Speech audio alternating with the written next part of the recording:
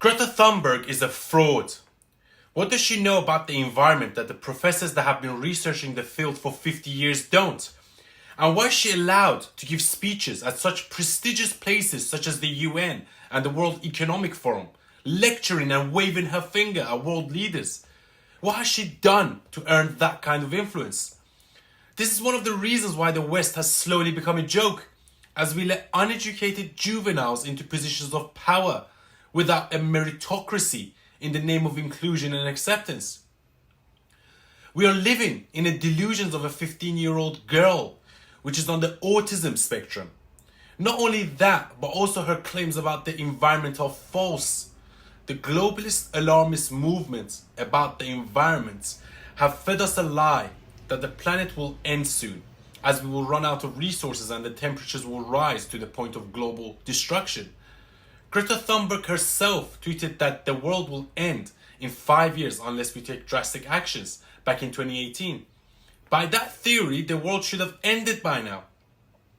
But their claims are purely false. It was warmer during the Holocene period, warmer in the Roman period, warmer in the medieval period. It was cooler in the mini ice age of the early 19th century. There has also been no significant change in climate in the last 6,000 years and no significant statistical global warming in the last 15 years, according to most scientific institutions. We also experienced the coldest start to December in 2023 in the last 20 years. Not only they are wrong about the climate and the environment, but also their solutions are ridiculous. Because what are we going to do? Are we going to stop having heat? Stop using electricity? Stop using our phones? Stop using our cars? Stop taking trains? Stop flying planes? Stop eating meat? Plus, even if we stopped everything and go and live in a forest like cavemen, the world will continue the trajectory it is on for the next 20 years. Not only that, but also Germany has already tried moving into renewable energy through wind and solar, but they quickly found out it was much more expensive and less efficient, and hence built a gas pipeline straight from Russia. And now Russia and Putin control the energy into Europe. So was that a good idea? Should we have abandoned our own natural fossil fuels to move into renewable energy, to finally have our energy be controlled by a tyrant? The Earth has a lot of resources and could possibly sustain 10 times the population that we currently hold. The Earth is actually very scarcely populated by humans. We only have populated cities like London and New York. And Earth as a whole is still uninhibited. You can see this when you're on a plane and you see the city in the last 5 minutes of your flight. But for the rest of your flight, you see mountains and fields with barely anyone living in it.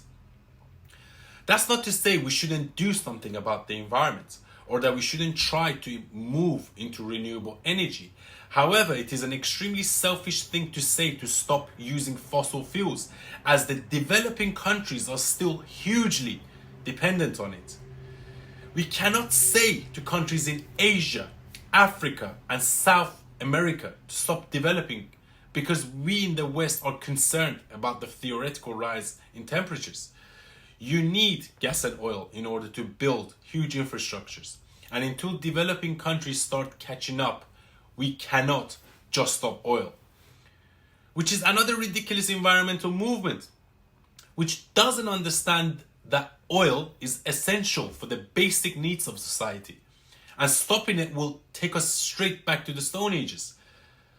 That's another problem with the environmental activists, is that not only they do not understand the environment, but also they have no real solutions. All they do is wave placards and stop traffic and throw soup at paintings without actually giving any solutions. If you care about the environment, go and build an electric car like Elon Musk. But in order to do that, you would need intelligence and conscientiousness, and I suspect they have neither. It's just a projection of their own delusion and trying to fill an empty void in their life, thinking protesting for the environment and somehow makes them morally superior to others.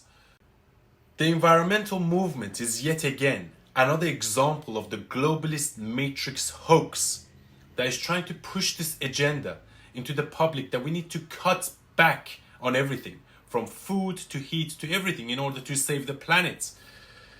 But people will never drop their standards, especially when they have spent years harnessing them. Bill Gates' lab-grown meat was recently banned in Italy, and the globalist push for a ban on meat consumption and replacing them with bugs to save the planet has been met with firm resistance. A better way to deal with the environment is to use oil to develop the world as a whole, so that every country has the opportunity to move to renewable energy. Also, oil and gas are still the most efficient energy sources. So unless we find a more efficient, cost-effective alternative, we have to stick to fossil fuels. But obviously, Greta Thunberg's meteoric rise to fame was not a mistake, as she was picked up by a big PR agency when she was 15 years old, funded by the globalist, depopulationist, and anti-civilization George Soros. The whole thing is a plot to scare the public in regards to the environment, to be able to impose more control on all aspects of life. Resist the programming. Resist the globalist agenda to scare us into their twisted narrative of the world. Resist the alarmist viewpoint. Have more children. Be optimistic about the future of humanity and embrace the next chapter of us becoming a type 1 civilization. Thank you for watching.